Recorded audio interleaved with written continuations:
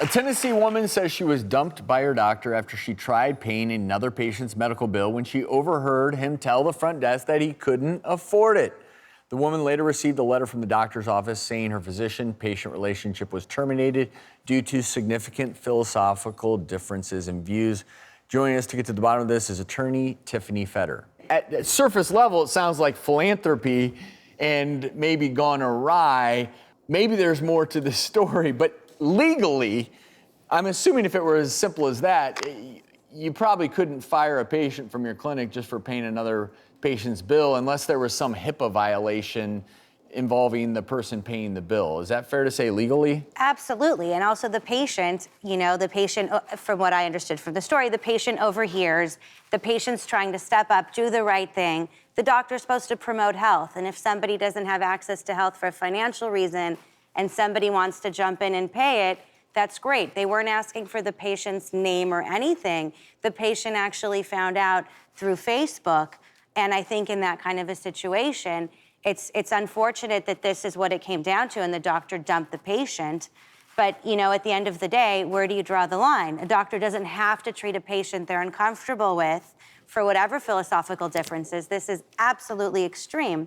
It's disheartening at best, but a doctor can absolutely not treat a patient for whatever differences. It makes me wonder if something else was going on here, because I have to tell you that it feels like something else was going on, because in no world can I imagine a scenario where a good Samaritan says, you know what, I'll pick up their bill for them, and then you just kick them to the curb? It has to be some other explanation. I would completely agree that there's clearly something else at play here.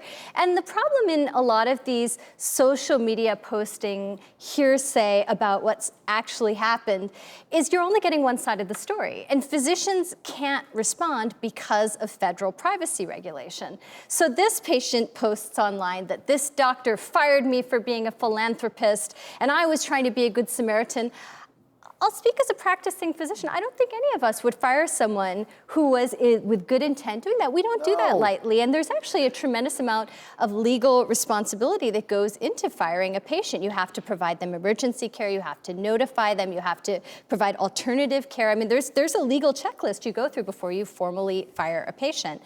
And personally, I'm in private practice. I very rarely fire a patient, but I'll tell you a recent incident that happened to me in my practice was a patient came in to me for a cosmetic procedure, was consented, was quoted, paid for his procedure, left the practice, and then decided to submit the procedure, which was very clearly all documented cosmetic, to his insurance, and said that I had tried to charge him for a covered benefit, which resulted in the insurance sending me a letter trying to say that I had done something wrong.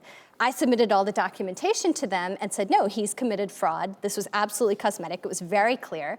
And so I turned around, I sent him a letter, and I said, respectfully, what you did was fraudulent. You're very aware of it. You're dismissed from this practice. The next thing I know, he went online and he said about me and my practice that I had charged him for a procedure that was covered by insurance, that I'm the one who did something wrong.